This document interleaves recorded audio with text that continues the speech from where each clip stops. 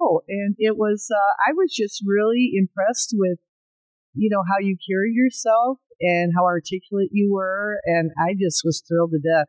I was very excited to be with you and be eye to eye. Yeah, that is there you always go. like, as tall women, I think you always recognize when someone you walk up to and you're speaking like straight to their face. Yeah, agreed.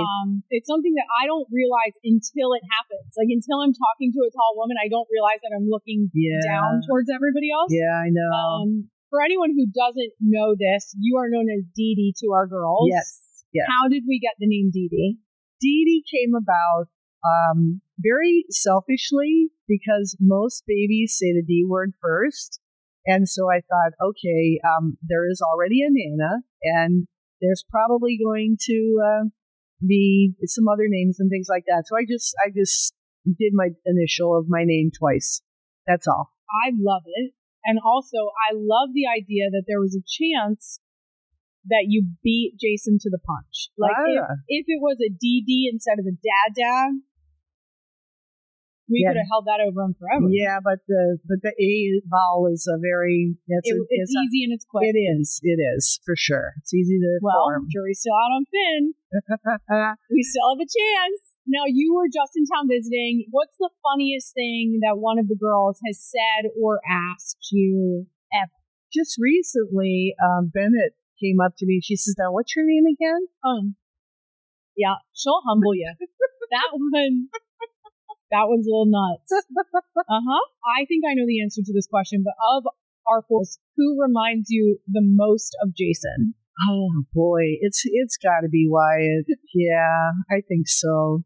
Yeah. I'm not sure that I've told the story on the podcast before, but I have said before that there was a time when Wyatt, I think she was around 2, and I remember her having a tough moment, we'll call it, and you were staring at her in like a very just like observant way, and I looked at you and I said, "Is it giving you PTSD?" And you said, "A little bit, a little bit." Yeah.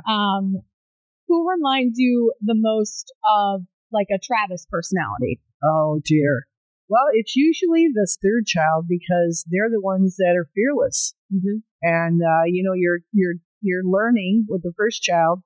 So I would have to say that Ellie probably is the one that throws herself off the couch without abandon. Yes, she does. Yeah, so she has no fear. I would agree with that. Yeah. Donna, as you know, I love talking about motherhood on this podcast, and since I'm married to your son, I have a lot of questions for you.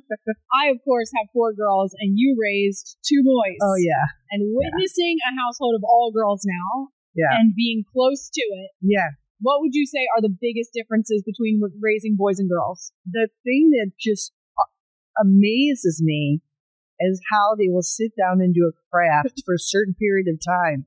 That wasn't my experience. What? It was constantly running around, jumping off of things, getting into trouble, running out the door, starting the car up, when they were 3. So yes. They got into a lot of stuff.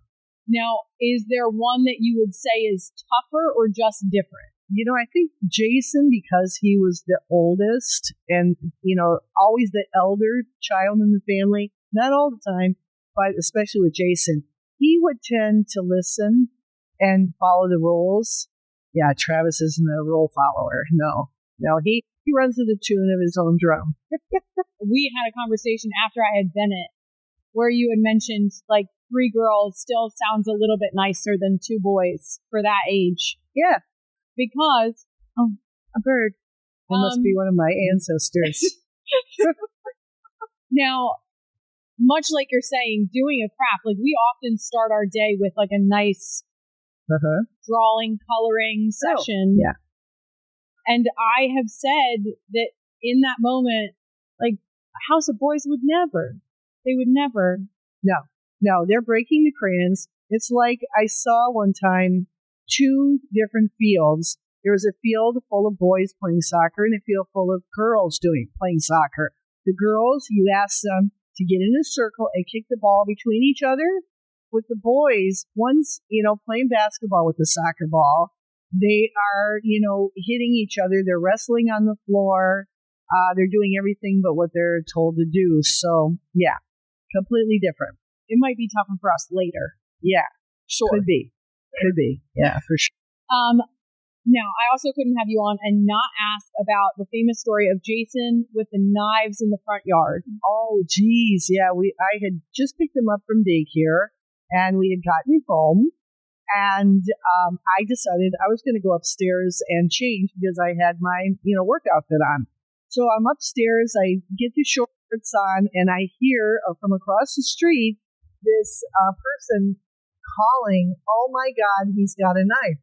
And I knew who it was immediately. Did you really? Yes, I knew it was Jason. He was the only one that was tall enough that could reach him. And I literally had him high up in the cabinet because I had to keep everything sharp away from both of them. But yeah, I ran out there. I only had my shorts on and a bra. I literally ran out. And, and then everybody was clapping on the street. They were so excited about that picture. So it was really kind of funny, but, Jason was literally throwing it up in the air, and it would come down and hit the ground. And like to stick in the grass. Yeah, and Travis is just looking at it. And I'm like, oh my God, that could have went right through his head. But yeah, that was a scary time. That was a scary one. Yeah. I'm always brought back to like little Jason when he headbutted Grandma. Oh yeah, he did that with my mother. Yeah. He thought that was just great fun because Ed and he used to do it all the time. Sure. Just as like a little game. And he wasn't even walking. They would just headbutt each other, and sure enough, like a little love tap. Pretty much knocked my grandmother out. Their grandmother out. And the other time is Jason was like 2 months old, and I had just dried my hair, and he picked up the hair dryer and hit me over the head, and I saw stars on that one. Yeah, and he wasn't doing it to be mean or anything. He just thought it was fun. Thought it was funny. What 2-year-old can pick up a hair dryer and swing it? Mm-hmm. Yeah, he had muscles back then. Now, as the mother of that man's 4 children, how can I prevent my kids from repeating their dad's mistake? Oh, geez. I think every child is their own, and they come up with their own thoughts.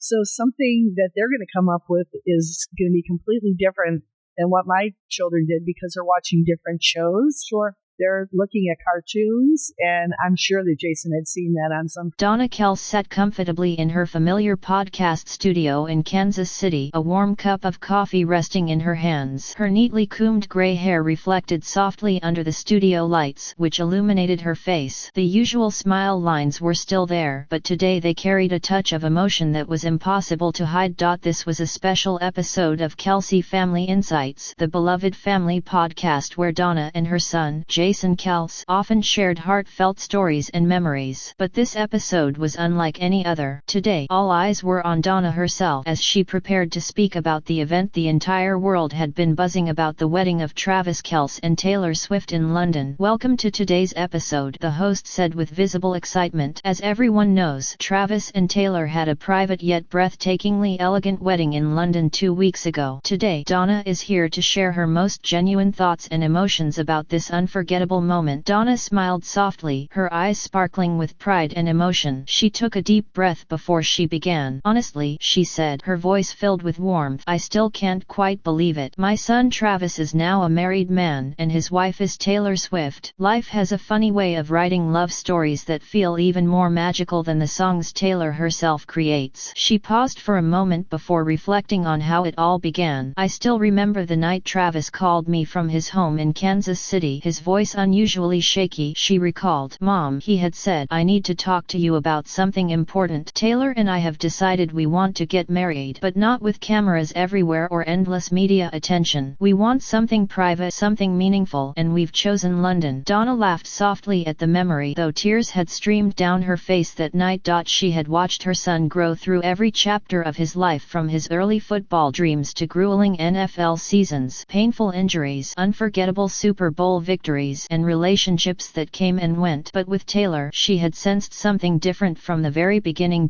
There was a calmness in Travis, a certainty in his voice, and a happiness she had never seen before. And in that moment, Donna knew this wasn't just another chapter in his life.